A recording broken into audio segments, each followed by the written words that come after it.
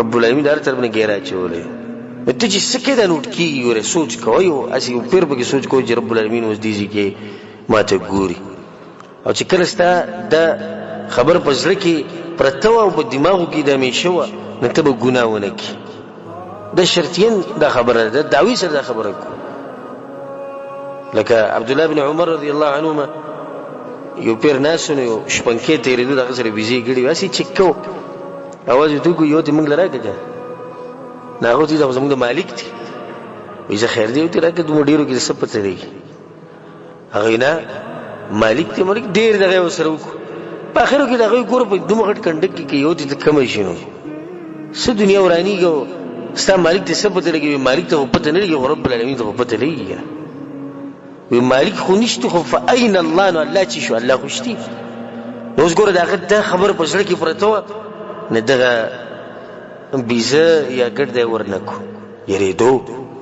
او بیا د سعودیانو بعض هلکانو ځوانانو یو ویډیو کړې ده یو صحرا ته تللي دي د سوډانیان چې دوی د بیزې ګډې ساتي ډېرې نو په یو سوډاني باندې تېر شوي دغه ویډیو شته په انټرنېټ باندې ویې ګورئ نو په هغه باندې چې تېر شوي هغه ته ویلي دي یو ته موږ درکړه نو هغه وایي چې نه زه نه درکړو.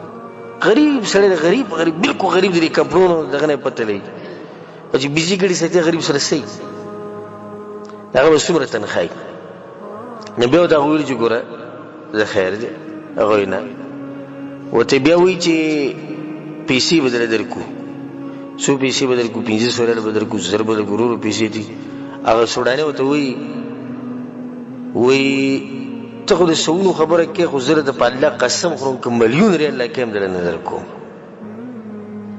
هغه ورته وایي څوک یې نه څوک دې نه باچا د نه خبرې دغه مالک د نه خبرې چې څنګه ورته وایي مالک د نه خبرېږي سوډاني ورته څه څه دې وایي هغه وایي زه چې څوک نه خبرېږي نو الله نه خبرېږي څه.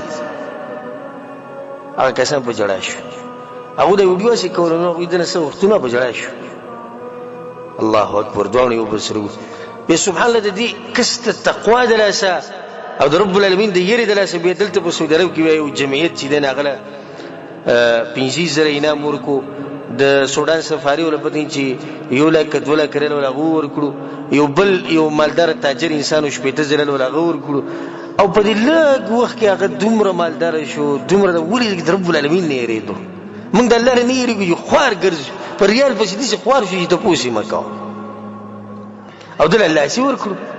ولې ځکه چې د رب سره رابطه و نو خو د خزانو مالک ته چې په لږ ساعت کې ورېدو ما څه ورکړو چې څه مې مه ورکړو.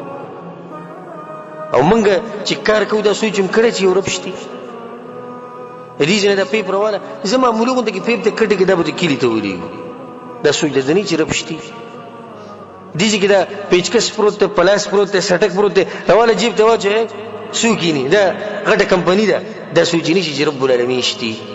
زه خیر دی زیري نن ولګوه بیا به وځمه چا ته څه پته لګي هغه خواصم مالک خواصم ناوخته راځي او رب العالمین نشته. زه خیر دی د پلانې زما خپل دی او زه منیجر یم او زه مشر یم د ده سره به ګزاره کومه هسې هم چاته پته نه لګي زه منیجر یم او د رب العالمین نشته.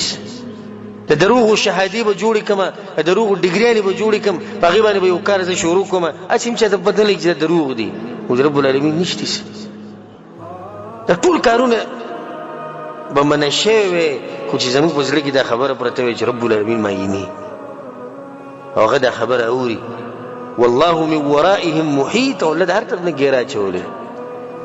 یو ځای داسې نه نشي چې انسان بچ شي ځکه داسې ویل کېږي په سلفو کې دین چې کوم مشران دي د سلفو په وخت یو کس راغی نو یو عالم ته ده ووایي ماله د ګناه اجازت راکړه زه ګناه کوم. هغه ویې که خو به یو څو شرطونه باندې چې دا به کې ویې وکړه هغه وایي څه شرطونه وي اول به داسې کار وکړي چې ګناه وکړه خو په داسې ځمکه باندې وکړه چې ځمکه د الله نه وي. ګورئ دویم شرط دا دی چې به داسې ځای کې وکړه چې هلته د الله نه ویني. دریم شرط دا دی چې په دغه ګناه کې به د الله نعمت ګوره نه استعمالوي داسې نه ته به دې شی استعمال کړي چې الله درله درکړي وي بیا زه کوم بس دغه درې شرط ډېرې غټې خبرې وي نه وي.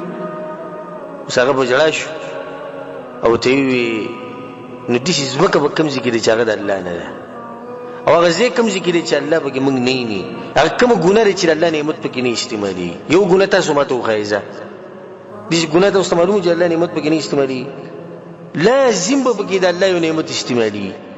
ټي وي ته ګوري حرام، سترګې به پکې استعمالي، جنگ جګړې کې لاس به پکې استعمالي، د چا نه حق اخلي به کې جبه استعمالي، زنا کې په هغې کې عورت استعمالي، نشي تماشې کې به کې بستا مال لاس خلا هر څه به کې استعمالي. داسې یو ګناه نشته چې به کې د الله سبحانه وتعالی نعمت نه استعمالي. نو دې خبرو ته سوچ کوئ. والله من ورائهم محیط. د عمر رضی الله عنه به د شپې ګرځېدو او حال احوال به معلومول. نو د یو کور نه یو زنانه هغې به پۍ خرڅول. نو ده ورته عمر رضی الله عنه د دې خبرې نه منع کړې وه چې په پیو کې به څوک اوبه نه میلاوایي.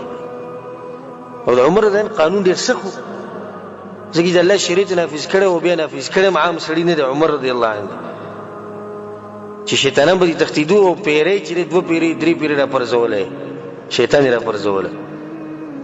بیا به د شپې ګرځېدو معلومات به کول. نو د ښځې پۍ خرڅول نه هغې د خپلې لور ته وویې پۍ اوبه پکې واچوه، اوبه پکې واچوه.